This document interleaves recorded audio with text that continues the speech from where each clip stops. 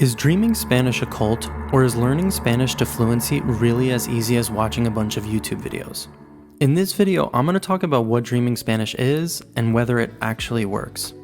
To start, Dreaming Spanish is a website that provides learners with over 1,000 hours of Spanish content that starts out using slow, clear, and simple Spanish, along with gestures and pictures to help you understand what is being said, but that over time gets harder, faster, and more complex. Dreaming Spanish tells you which videos to watch when, gives you guidelines for how long the process should take, and tells you what other learning activities you should or shouldn't be doing at each stage of your learning journey.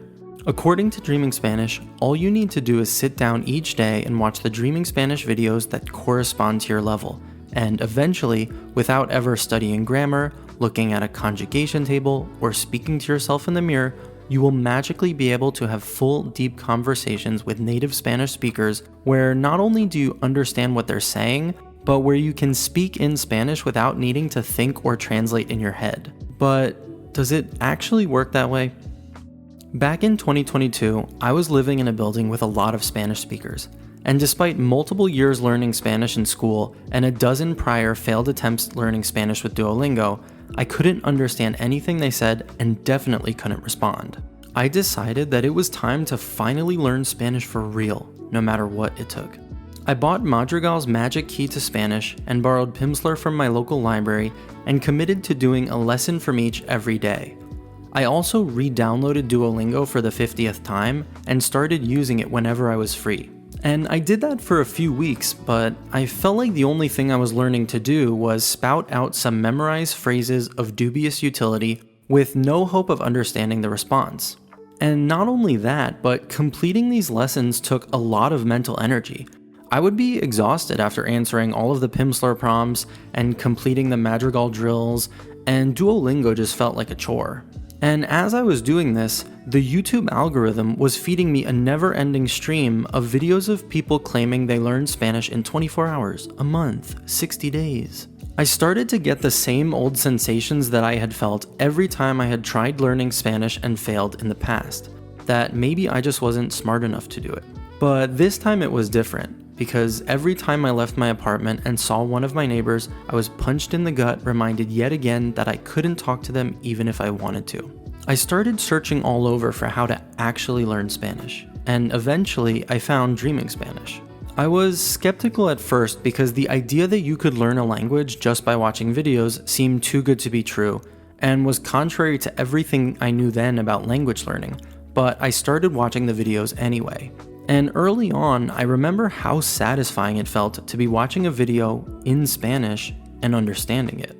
I also noticed that I was finding it way easier and less exhausting to watch Dreaming Spanish videos than it was to work through the daily lessons I had been doing, and I even felt like I was absorbing the language in a more holistic way.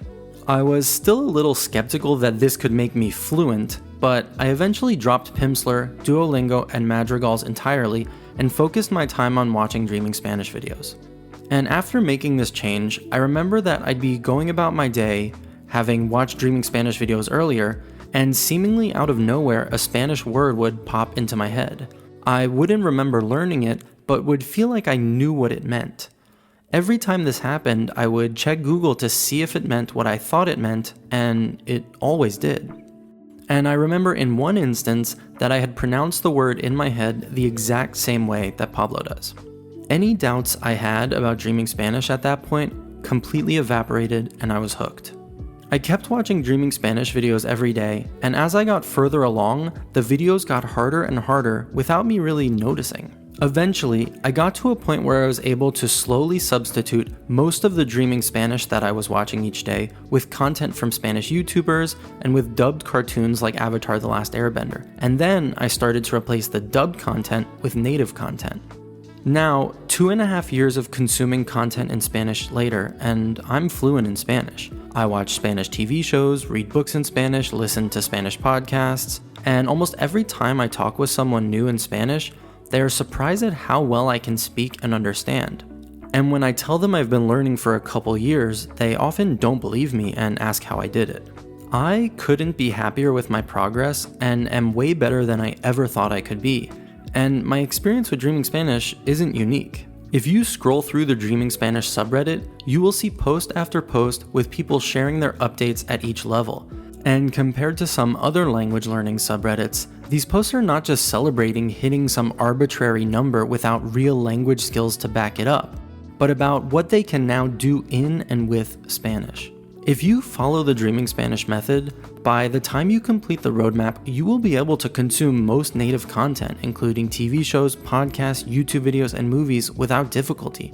And you will be able to have extended conversations with native speakers where you are able to understand them and get your point across. You will not have perfect control over all of Spanish grammar, and you will not speak perfectly, but you will have developed an intuitive sense of the language to the point where you generally don't need to think and things will just feel right or wrong even if you can't explain why. While Dreaming Spanish recommends reading, it doesn't provide any specific guidelines for how much to read or what to read. So how well you will be able to read by the time you complete the Dreaming Spanish roadmap depends on you. But if you are learning Spanish from English or another language that uses the Latin alphabet, you'll be able to read almost anything that you would come across in daily life. However, if you want to, for instance, get comfortable reading literature, you will need to spend time reading literature. And the same is true of writing. The Dreaming Spanish method currently provides no guidance on writing in Spanish, so if you want to be able to write well in Spanish, you will need to spend time practicing writing. I don't think I would have ever been able to learn Spanish had I not found Dreaming Spanish. And after using the method to go from 0 to fluent, I can say with absolute certainty that yes, Dreaming Spanish works. If you have any questions about the Dreaming Spanish method or want to share your experience with it, please feel free to leave a comment. And also, I'm planning on making more videos in the future with tips for people starting the Dreaming Spanish method, so if you don't want to miss those, please subscribe.